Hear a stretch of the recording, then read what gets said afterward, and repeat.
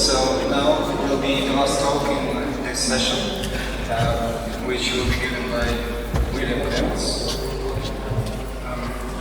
So he is a research scientist in reinforcement learning and at Quadratic in Paris, France, and his current research focuses on bridging the gap between reinforcement learning and real-world applications by developing new methods to measure uncertainties, achieve better generalization, and improve data efficiency. And the title of the talk is Reinforcement Learning and Quantum Computing. So please welcome.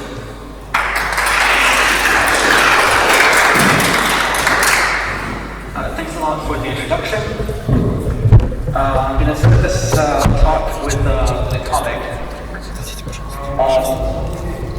So quantum computing and reinforcement learning are two really exciting fields, quite popular fields with a lot of hype.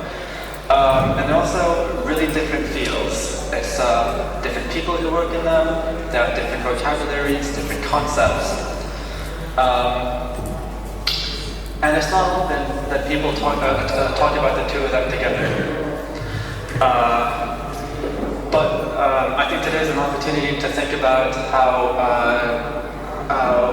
what is happening at the intersection between different fields, and thinking about the intersection of fields like that can give us new ideas, new ways of looking at things. So I'll be trying to convince you that there are things to be learned by looking at the intersection between these two quite different fields. First of all, I think to fully understand this, you need to have some basics of quantum information. So I've tried to make this quite easy and simple. I know it's 5:30 on a Saturday. So after an introduction to quantum information, I'll first of all be talking about how reinforcement learning can be applied to quantum computing. And then I'll be talking about the problem the other way around, about how quantum computing can be applied to reinforcement learning. So first of all, let's talk about quantum physics.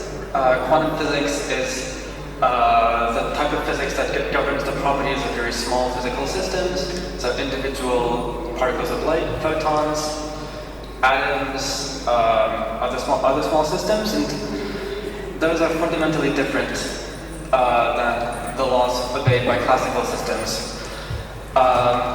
There are several ways of describing these differences, and the main focus of what's important for today is the difference that's here. So one way of describing a classical system is by a vector describing the probabilities of the system being in a specific state. So the weather tomorrow, for example, can be described by a vector saying it's going to be sunny with a 50% probability. It's going to be rainy with a 20% probability, etc., etc. So the state of a classical system, like the weather, can be described by a vector of probabilities. Now, the way that the weather transitions from one day to the next can be described by a transition matrix that tells you, well, if tomorrow is rainy, then these are the probabilities of it being sunny or rainy in 2 days. So in many ways, classical physics can be described by vectors of probabilities, and classical physical processes can be described as matrices that tell you how probabilities can evolve through physical processes. In quantum physics, you can also describe states as vectors, except now you describe them as amplitudes, and physical transformations are described by unitary matrices. To make this concrete, let's consider the case of a coin flip. Now, if I have a coin, I can describe the state of a coin by a vector of size 2. I'm going to say heads is the vector that's 1, 0. Tails is going to be 0, 1. And a coin flip can be described by this 2 by 2 matrix that's filled with probability 1/2.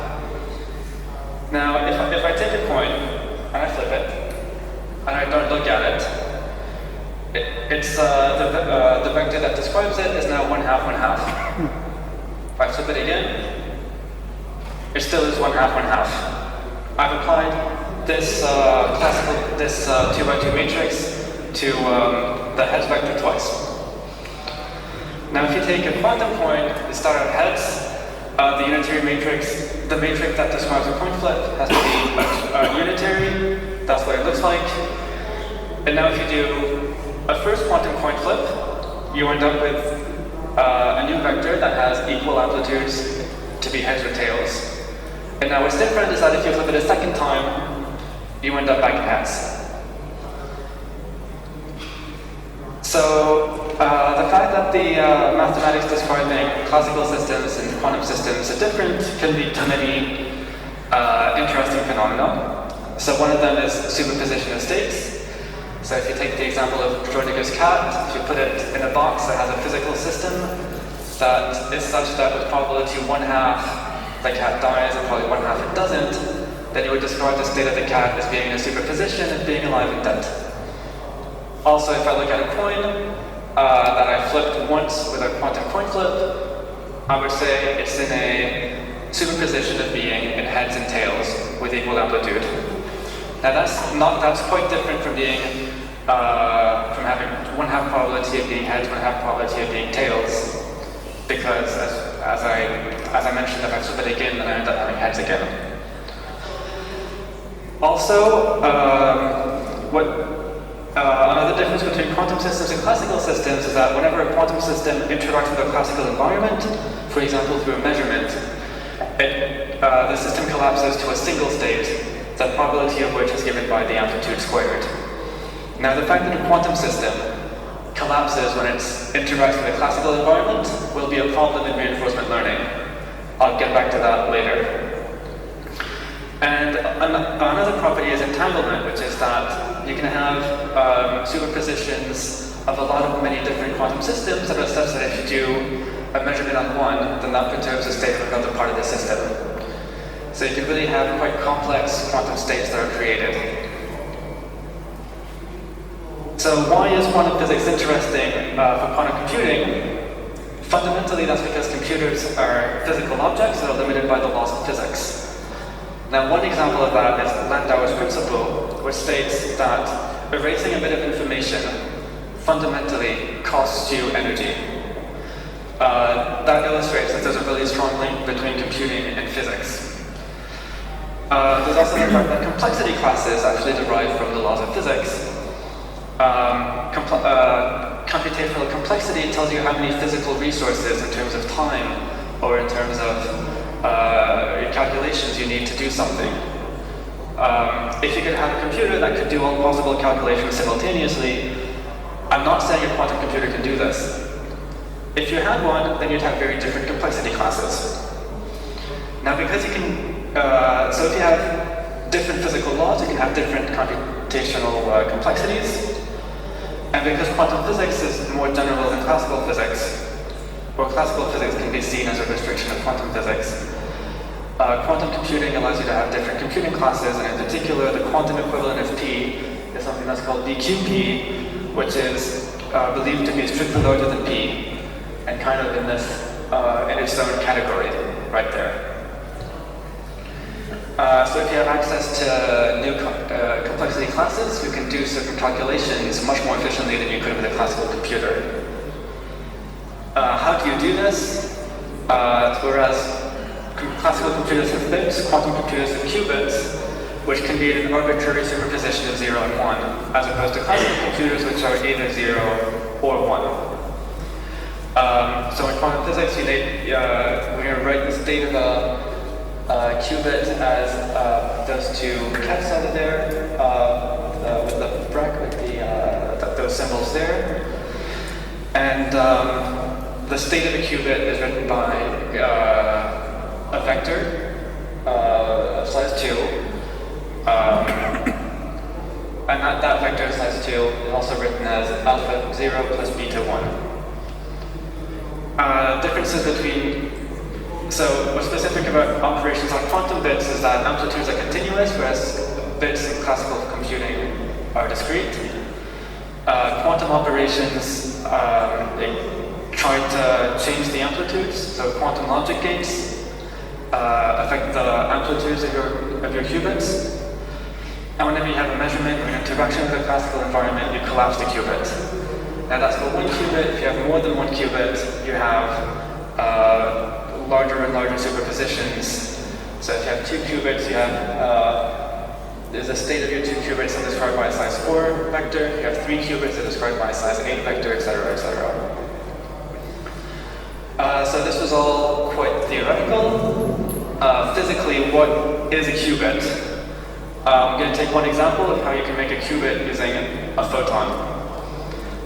So let's say you take a photon and you consider that where the photon is how you encode the information. Now in this circuit here, I've got an optical circuit there. What a beam splitter is a piece of glass that reflects half the light and transmits half the light. If you send a single photon onto a piece of glass that does that, you end up having a photon that's in a superposition of having been reflected and having been transmitted. Now if I say that if the photon arrives on a beam splitter from the left, then that's a 0. And if it arrives from the bottom, it's a 1. Then I've encoded information. I've encoded a qubit into a photon. In this case, each beam splitter acts as a quantum coin toss.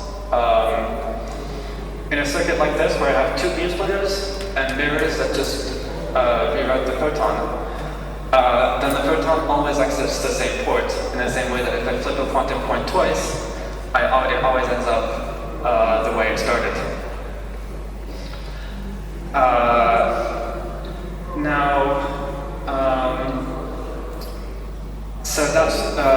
So what's interesting here is that you start out with a photon that's in state 0, it becomes a superposition of 0 and 1, and it goes back to being in state 0. And you can manipulate information in this way in quantum optics with just basically pieces of glass that reflect or transmit light. So that's if you have one photon, you can do quantum information processing with a larger number of photons or qubits if you have more photons and more beam splitters and mirrors.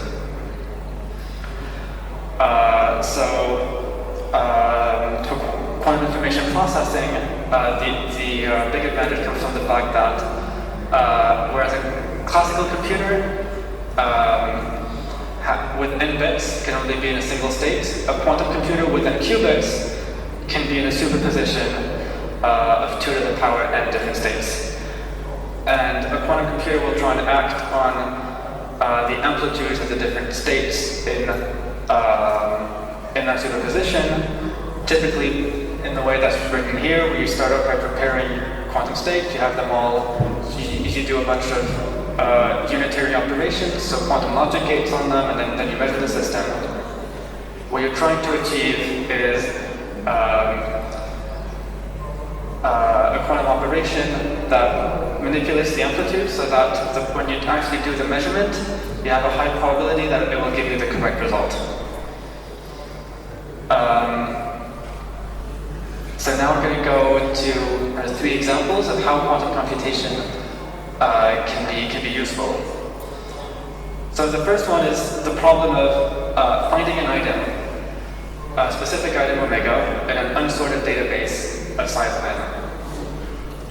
So specifically, one way of formulating the problem is by considering some kind of function that is 1 if the input to the function is the element you're looking for, and 0 otherwise. So typically the way that you find an unsorted, that you find an item in an unsorted database with classical computing is you just have to make a lot of calls to your database until you find the correct item. So typically, if you have n items in your database, you have to make O of n calls to your database. In quantum computing, you can solve this problem with a number of calls to a database. That's an O with the square root of n. And you can do that because by acting on superpositions of all of the elements in your database. Now, acting on the superpositions of all of the elements in your database requires that you have what's called a quantum oracle that can actually apply function f to superpositions of states. So specifically in this case, you want some kind of oracle that is able to tag the specific state in your superposition that gives you the correct answer. And then once you're able to tag it, then you can solve this problem with fewer operations than a classical computer could. So this is an example of a useful problem, searching an element in a database that can be solved quadratically faster with a classical computer. You can also have exponential speedups. So let's consider this pretty contrived problem here, which is you're given some function f that goes from 0, 1 to the n to 0, 1 to the n, for which you know that for some s that you don't know, and all x, f of x is equal to f of x plus s. And the problem here is to find function s. This is a really hard problem in classical computing. Typically, the only way you can solve this problem in classical computing is to try a lot of calls of f until you find two elements that have the same image through f. So you basically have to try out a lot of different options until you find two elements that give you the same response. Once you find those two elements, then you take the difference and that gives you s. But you basically have to do kind of exhaustive search through all the possibilities until you find those two elements that give you the same output. And if Simon's algorithm is a quantum algorithm that does the same thing in n calls of that function f. Once again, if you have a quantum oracle that can actually call function f on superpositions of states and return a superposition of states too. So this is a really artificial problem, but it's at the core of other quantum algorithms such as factorization or fast Fourier transform. Now, the fact that you can get quadratic or polynomial speedups in quantum computing is great, but in both cases you need to have some kind of oracle, some kind of thing that can take an input, a superposition of different inputs, and return a superposition of different outputs. And in general, that's not really clear how you do that. And now, third example is what Alex Solowski talked about earlier today, which is quantum annealing. This is a different type of quantum computer, where what you're trying to do is you're trying to solve a combinatorial optimization problem. Specifically, this one here. You're trying to find a set of binary values that minimize the function that's written up there, where all of the w's there are real numbers. Now this is known to be an NP-hard combinatorial optimization problem. It's considered to be NP-hard for both classical computing and quantum computing. But it's possible here that quantum computing can give you an acceleration in some cases. So the way classically that you would solve this problem is either you would do exhaustive search for all the possible x's, but that takes exponential time. Or you have heuristics, where you have, for example, simulated annealing, genetic algorithms that are all designed to be able to find a lot of local minima and be able to escape from local minima. Now, quantum effects can be used in some cases to not be stuck in those local minima. I'm not going to go into the details of how that happens, but Alex talked about that earlier today. And this is the fact that you can use quantum effects to get out of local minima is at the heart of a commercial solver called D-Wave. Now, the three algorithms I just talked about, I'll get back to them because there are ways in which they can be used in reinforcement learning. They can also be used more generally in quantum machine learning. If you have good search, if you have good optimization, then you can use that in downstream tasks, like linear algebra, classification with dimensionality reduction. And one example is out of classification, where with quantum resources, you can classify n data points to clusters that each have m samples in log of n times n time, but that would be polynomial in n times n with classical computing. Now, to make this a bit more concrete, here's an example of an experiment that does exactly that, does exact classification, where you just have photons, those are the red lines, beam splitters, those are the blocks, bunch of mirrors, and detectors. So this is just a more complex version of the schematic that I had up there earlier. And you can do this for classification. So this is basically a small-scale quantum computer. Now the state-of-the-art in the field typically have a few tens of qubits. This one here had 4 qubits, but you can now reach a few tens. And the most promising technologies in this are probably trapped ions and superconducting circuits. So on the left there's a picture of several of individual ions and all in a line that can be controlled using lasers, for example. And on the right is a circuit with several different small superconducting junctions. So that's for general purpose quantum computers. If you look at the quantum annealers of D-wave, those can have hundreds with thousands of qubits because the requirements for those are a lot less stringent. So this is not much yet, but there's a really rapid rate of increase. Kind of a Moore's law of quantum computing, with the number of qubits you have kind of doubles every 18 months to 2 years. Now, that was about quantum information and quantum computing. And now we'll be looking into how reinforcement learning can actually help to achieve this. A bit later we'll be talking about how reinforcement learning can use quantum computing too in some ways. So the main way that reinforcement learning can be useful for quantum computing is that quantum computing is a really hard technology to develop. Reinforcement learning is good at solving a certain class of difficult problems. So maybe reinforcement learning can help build a quantum computer. So we're going to look at 3 different ways in which reinforcement learning can be applied to quantum computing. So experimental control, quantum error correction, and even in the design of quantum experiments. Before we go into those specific applications, it's probably useful to go over reinforcement learning. So I think next week in the summer school there'll be talks on this. So this is just a short introduction here. So in reinforcement learning, you have an agent that interacts with an environment.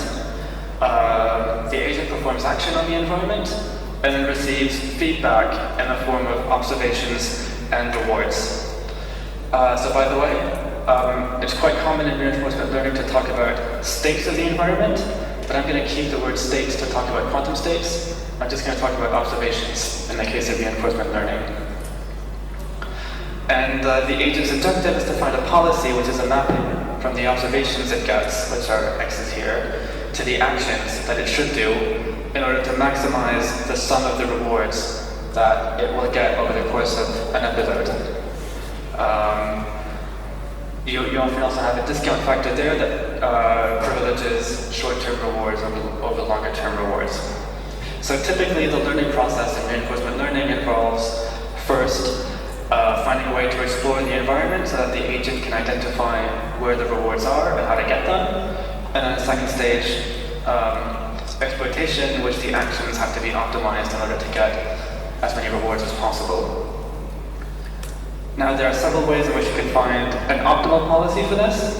One way that we'll be looking into a little bit is a strategy that involves learning a Q function here, which is the Q function associated with the Q value associated with taking action A in state S is the expectation value of taking action A given observation S, and then following the agent's given policy, the agent's policy from then on. The Q function is a map from the space of observations and actions to a real number. It's a function that you can try and learn using a neural network. That approach has had quite a few high-profile successes. One example is this paper here in 2015, where a single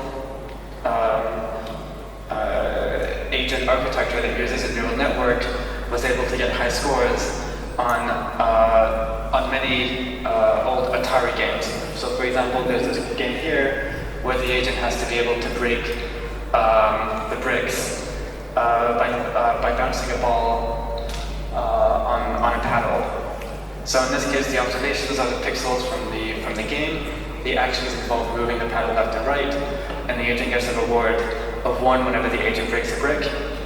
And in this case, the agent is able to learn basically how to break all of the bricks, how to break all the bricks in this game. Right, so that was for reinforcement learning. Now, how can you use reinforcement learning to control quantum experiments? So the first way is using reinforcement learning for specific experimental setups. What is common with all of the different approaches for building a quantum computer is that they require a lot of parameters that you need to control. If you're using photons, you need to control laser powers, you need to control reflectivities of your different optical elements. If you're using trapped ions, you have to control laser power, laser frequency, etc. Here's another example here. If you're trying to do superconducting qubits, typically you may need about 7 time-dependent control parameters, which would be microwave control pulses that control both the properties of the qubits and the way they interact with each other. And one way of solving this problem is to use reinforcement learning to control these parameters. And experimentally that has been done to achieve an order of magnitude reduction in gate error compared to other methods to try and model as well as possible the state of the system and then optimize the parameters based on that model. A second example of how reinforcement learning can be used for quantum computing experiments is the video I'm about to show you, which is actually ongoing work here. And so it's a video that I was given at lunch today. That's from a lab that's in this building, which is trying to control exactly the optical setup I showed you earlier, involving mirrors and beam splitters in an optimal way. So these here are a bunch of mirrors and beam splitters. They allow you to produce an interference pattern. Here, the interference pattern is being artificially degraded. And then a reinforcement learning agent will be used to achieve high-quality interference again in the setup. Right, so the interference fringes there are what you're trying to see, and that's what the agent is trying to optimize at the moment.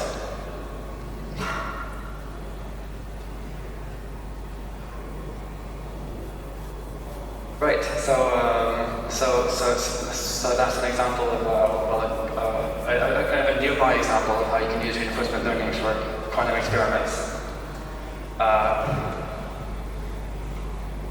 Another application of reinforcement learning for quantum computing is in designing error correction schemes. So I mentioned earlier that the information that's stored in qubits is very easily perturbed by noise. And this is, they're much more sensitive to noise than classical computers, because noise in a classical computer would involve a bit actually flipping between 0 and 1. But here, just a change in the amplitude can cause errors. Now, it turns out that you can actually protect against this type of errors using quantum error correction methods. The thing is, at the moment, people have found many different ways of doing quantum error correction, depending on specifically what type of noise you have in your system. So in that figure there, you have on the x-axis how correlated the noise is between different qubits. The y-axis is how temporally correlated it is. So if the noise affects your system at time t, what will it be at time t plus 1? And depending on what those are, in blue are the different error correction systems developed by physicists. But the thing is, all of them basically require some kind of feedback loop where you're trying to partially measure your system and then act on it to repair errors. And actually all of this conceptually can be done using reinforcement learning. So reinforcement learning in this case can be a more general solution. A specific example is here. Imagine you have a system that's on the right here. You have 3 qubits in blue that are affected by the wavy noise there. Now the thing is, you're not allowed to directly measure those qubits because otherwise you'd be completely collapsing the state of those qubits to a classical system. What you are allowed to do is add other qubits to the system, have them interact with so the red qubit here, have that one interact with the blue qubits a little bit, and then measure the red qubit. And the result of that measurement, if it's done right, will not perturb the information in the blue qubits, but will give you information as to whether an error occurred.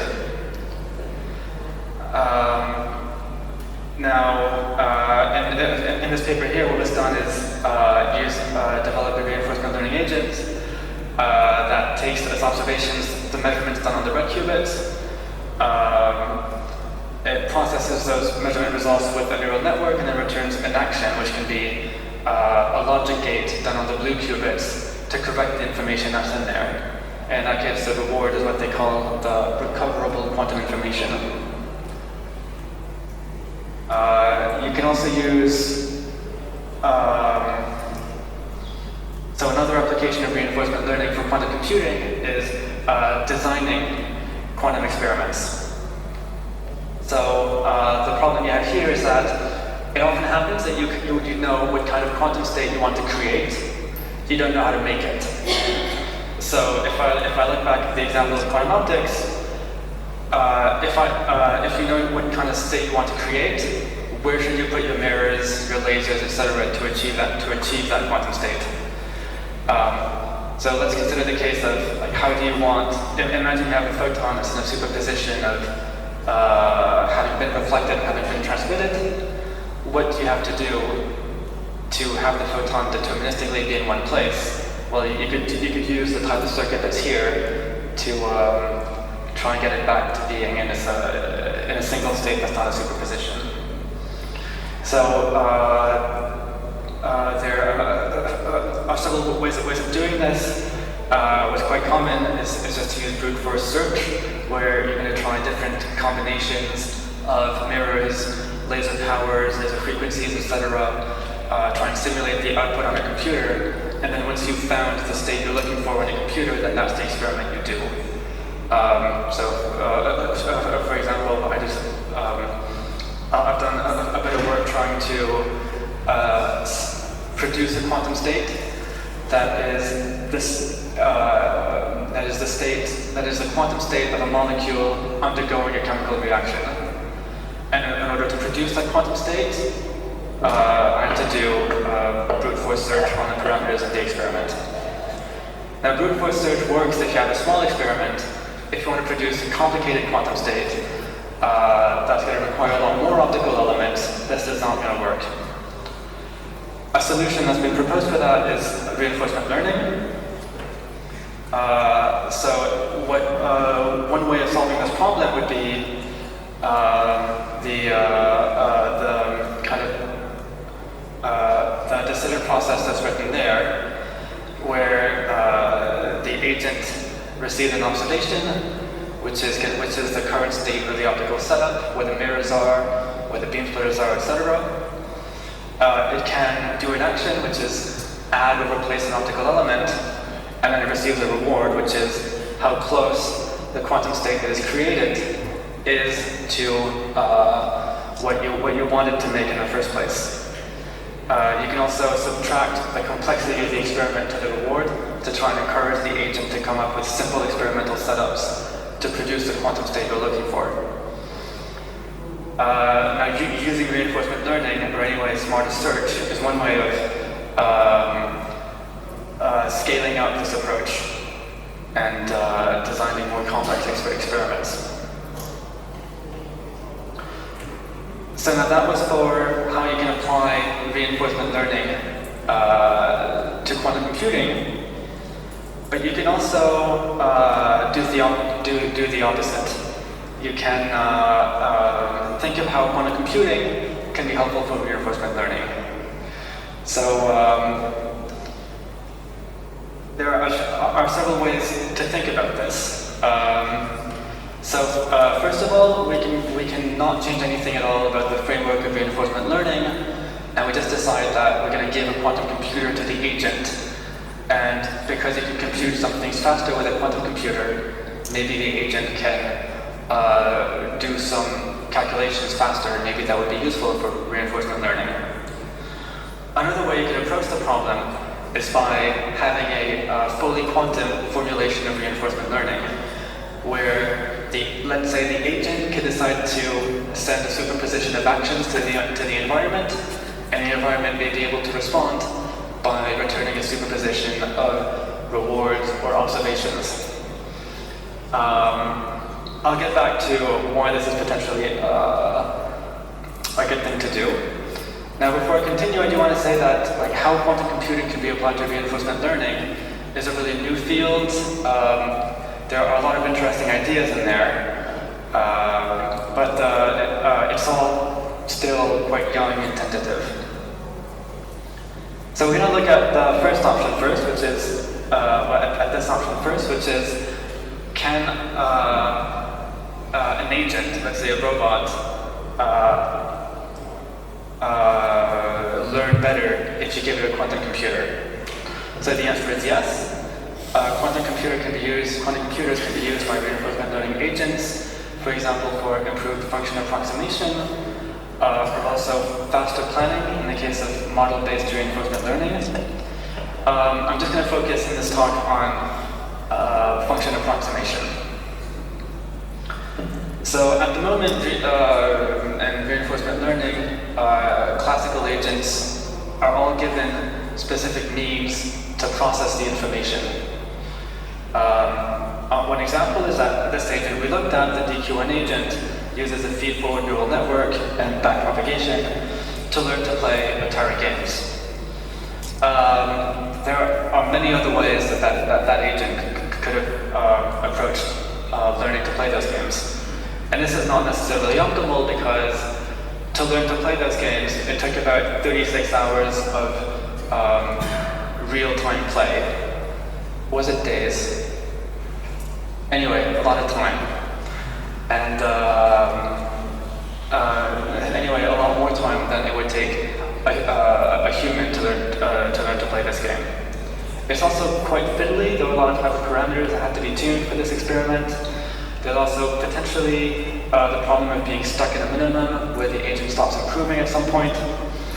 And also, there's the fact that feed-forward neural networks may just be kind of too simple to be a general purpose good way to learn. So if you think of a human brain, for example, a human brain is clearly not a feed-forward neural network, and it's able of doing a lot of interesting tasks that a feed-forward neural network cannot do. At least as far as we know for now. Now, another way that we could give classical computing tools to reinforcement learning agents would be, for example, Boltzmann machines. So Alex talked about this earlier today. They're a different type of neural network that kind of predates current work that's being done there. So in this case, instead of having a network with a specific input and output, you have a bunch of nodes that can all take values that are either 0 or 1.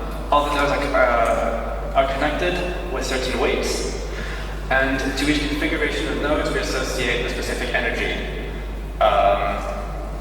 which is the expression that's here. So the way that these networks compute is that you would give them an input into the blue nodes here, the visible nodes. You let the system evolve through physics-inspired laws until all of the hidden nodes reach an equilibrium. And then you measure the energy of the system while you calculate the energy of the system. And that will be the quantity you're interested in. The problem is learning the correct weights such that you can map the equilibrium energy to the value you're looking for is really hard to find. So training these systems is really hard. Intuitively, it's because when you have an input there, when you put an input in the blue nodes, then that's going to affect all of the hidden nodes. But all of the hidden nodes also affect each other, and there's kind of a big kind of loop there that happens. And to find an equilibrium configuration is actually a really hard combinatorial optimization problem.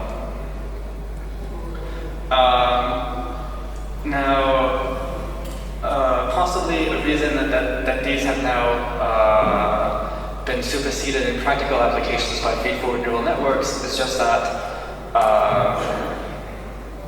we don't have access to perhaps the quantum computers that would allow these to be efficient. Now, it turns out those machines can be mapped to quantum annealers. So, as a reminder, quantum annealers are designed specifically to solve these optimization problems. And this can be mapped into reinforcement learning by saying that the value you're trying to learn is the Q value associated with taking action A in state S. So in this case, what you would do is you would put action S, state S, which can be described by a bunch of 0 and 1s, by a vector size n of 0 and 1s into the left. You would put the actions, the specific action you're looking at, which can also be described potentially by a vector size n. To the right, you would let the system evolve. You calculate the equilibrium energy of this network, and that would be the Q value. And then by redoing this process for different actions, you would then be able to compare the value of taking those different actions in that state, and then take the best action. So this is a pretty hard problem.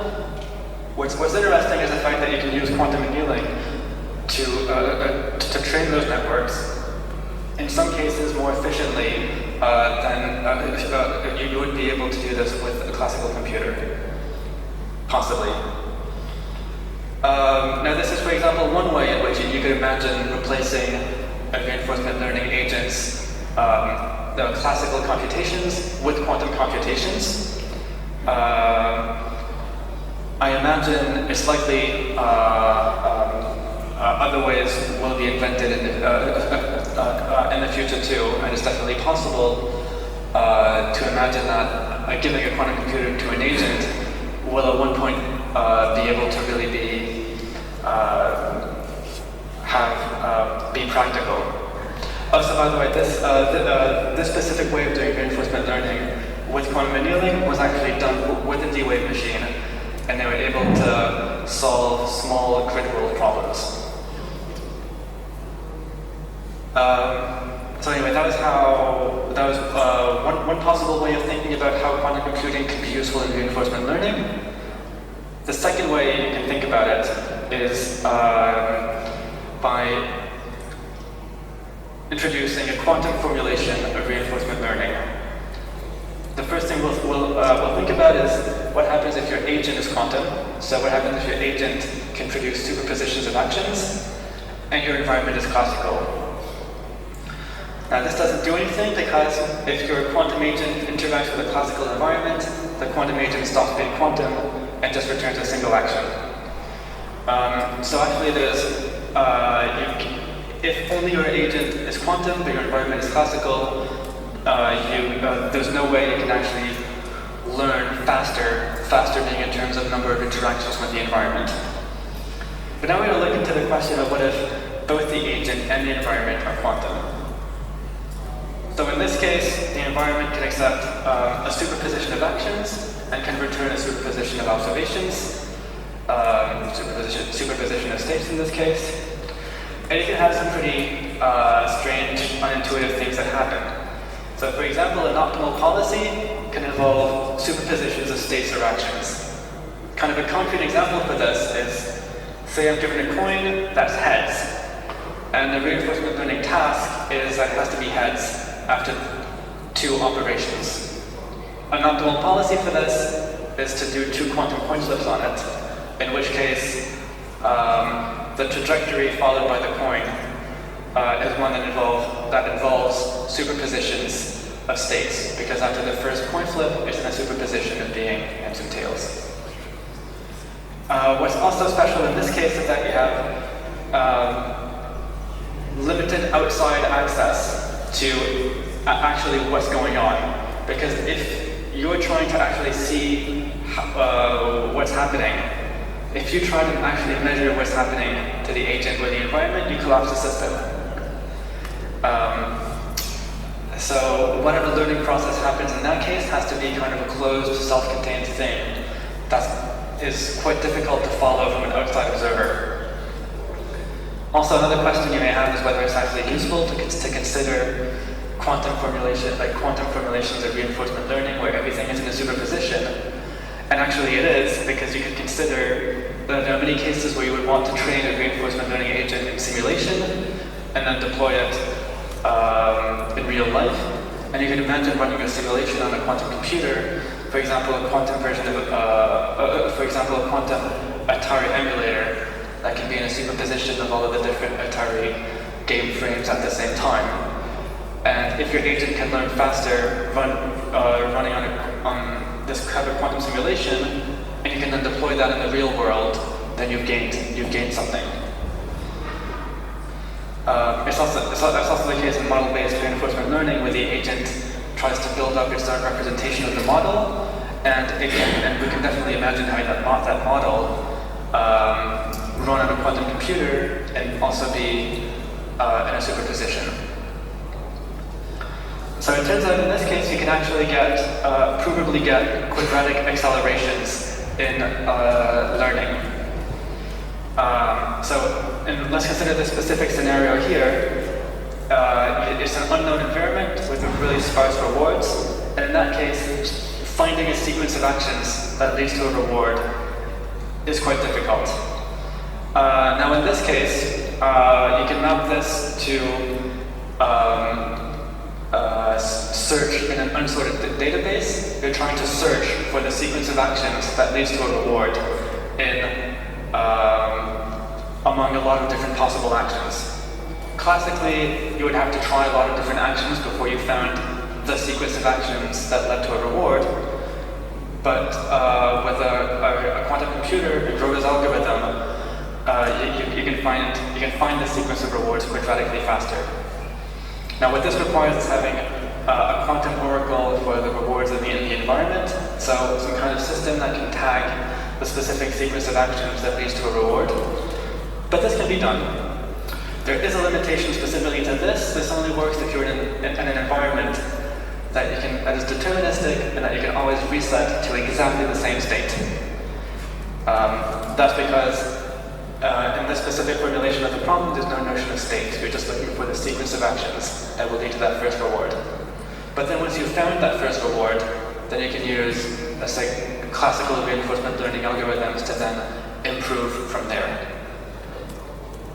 So you can get a quadratic speedup in some cases. It is known that you can also get exponential speedups. We know that it's possible, but there's a lot of questions about actually when you can get those speedups. So we've talked about Simon's algorithm earlier, which have a black box function that is such that there is an S for which f of x equals f of x plus s for all x, and you're trying to find s. Now you can reformulate this as a really contrived RL kind of more of a bandit problem actually, in which the actions would be sending an input to the environment or guessing what the correct answer is. The states, the observations you get from the environment are f of x if the last action was x, or nothing otherwise. And the agent gets a reward if the action it does was to guess the correct answer and it guessed correctly. Now because we know that this is exponential complexity with a classical computer, there's basically no way a classical agent can find the reward in this environment in fewer than an exponential number of interactions. A quantum computer, though, should be able to get that reward in a linear number of interactions with the environment. Now, this is really contrived. It just serves to show that in principle, a quantum formulation of reinforcement learning can allow you to learn exponentially faster. But there's still a lot of work to be done into, are there any other cases, any more interesting reinforcement learning problems where this speedup is accessible? So, to conclude this talk, I want to highlight the fact that this intersection between these two fields is still relatively unexplored. They remain two separate fields, but there are a couple of interesting ideas there. One is that quantum computing may be an application of reinforcement learning. The other one is that, in principle, reinforcement learning can be quantum enhanced. Now, I think that being able to think about how those two fields can talk to each other, what can be gained from both of them, is an interesting exercise that can kind of change the way we think about them and be a source of ideas. So, in summary, I discussed the applications of reinforcement learning to quantum computing, which are experimental control, error correction, and how to design experiments to generate quantum states. And also I talked about different ways in which reinforcement learning can be quantum enhanced. One is giving a quantum computer to a robot, in which case you can get better function approximation. And also actually fundamental enhancements are in principle accessible. And now before we go on to questions, I would like to say a couple of words about who we are. We're an independent research and development lab that focuses on reinforcement learning and natural language processing. We're based in Paris. And the research we do in collaboration with academia and industry has the objective of trying to bridge the gap between research and real-world applications.